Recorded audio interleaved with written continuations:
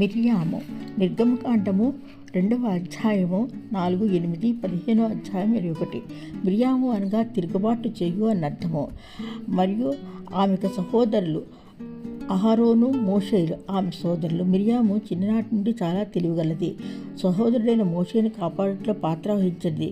యుక్తిగా, ధైర్యంగా హెబ్రీయురాలని తన తల్లిని రాకుమారి వద్దకు తీసుకుని రాగలిగింది. తన కుటుంబానికి దేవుని ప్రజల ప్రయోజనం కోసం పసివాడైన మోషేను జమ్ముపిట్లో దాచినప్పుడు నది తీరం దాని కనిపెట్టు దీపమై ఉండెను. దేవునితో ప్రత్యక్షంగా మాట్లాడిన పాత నిబంధన ప్రవక్తిని. మోషే, అహరోను, మిరియాము ముగ్గురు ఒకే కాలంలో ఇశ్రాయేల్ జాతిని నడిపించిన గొప్ప నాయకులు. ఐగుప్తు నుండి ఇశ్రాయేల్ ప్రజలను కనానుకు నడిపించే సమయంలో మోషేకు మిరియాము సహాయపడింది. ఆమె సహోదరిగానే కాక నాయకత్వం బాధ్యతలను స్వీకరించి జతగా మోషేతో కలిసి శ్రమపడ్డ నాయకురాలు. మంచి దేవుని రాయబారిగా అవివాహితంగా ఉంటూ దేవుని రాయబారిగా ప్రవక్తినిగా నియమించబడ్డ మొదటి స్త్రీ మిరియాము. మాటల ద్వారా, క్రియల ద్వారా ఆమె దేవుని గొప్పతనాన్ని ప్రకటించింది. ఎర్ర సముద్రంలో జరిగిన అద్భుతం నాటికి మిరియాముకు దాదాపు 100 సంవత్సరాల వయసు. ఆనాటి నుండి ఇశ్రాయేల్ ప్రజలు మిరియాము కారణంగా విజయ గీతములు పాడుతూ ప్రయాణం సాగించారు. మిరియాము తంబురు చేత పట్టుకొని యెహోవాను గానం చేయడని పాడుతూ నాట్యం చేస్తూ దేవుని గణపరిచింది. స్త్రీలు అనేకులు ఆమెను వెంబడించారు. గర్వాంత కారణంగా మోషేకు అధికారాన్ని తక్కువ అంచనా వేసింది ఒకనాడు.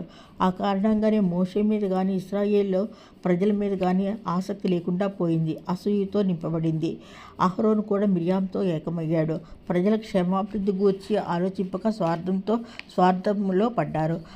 మా ముగ్గురిలో మోషే ఒక్కడేనా? నేను అహరోనులు మోషే సమానులు కామా అని భావించింది. ఒకనాడు మిరియాము ఇశ్రాయేల్ నాయకురాలుగా ఉంటూ ప్రజలను నడిపిస్తూ దేవుని స్తుతిస్తూ ఉండిన ఆమె అసూయతో నింపబడింది.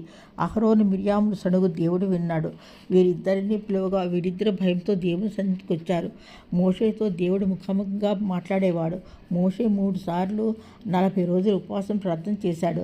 అతని చేత అత్యంత ప్రేమించబడ్డ వ్యక్తిని మిరియాము ఎదిరించింది. దేవుని చేత అత్యంత ప్రేమించబడ్డ వ్యక్తిని మిరియాము ఎదిరించింది. రాబోయే రక్షణకి సాదృశ్యంగా మోషే ఉన్నాడు. దేవుని తీర్పు మిరియాము విన్నది. దేవుని ఉగ్రతకు మిరియాము గురైంది. భయంకరమైన కుష్ఠరోగం సోకింది. అంధకారాన్ని కలిగించింది. ప్రజల నుండి మిరియామును వేరుపరిచింది.